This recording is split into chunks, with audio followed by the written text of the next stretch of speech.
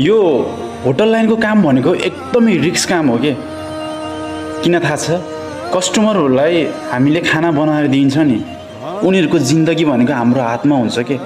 हामीले कसरी दिने त्यो सबै विचार गरेर दिनुपर्ने हुन्छ।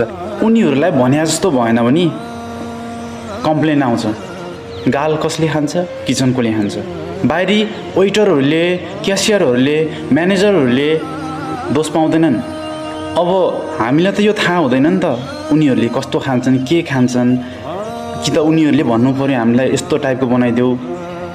अब हामीले कुनै भेजिटेबलहरू कटिङ गरिन्छ नि, यति स्पिडमा कटिङ गरिरहेको हुन्छौँ, छ्यास्स केही भइहालेछ भने हात जान्छ के। त्यो पनि एउटा रिस्कको काम भयो। तातो तेलहरू हुन्छ, खुट्टाहरूमा पर्न सक्छ। त्यही भएर चाहिँ होटेल लाइनको काम चाहिँ एकदमै रिस्क काम हो के।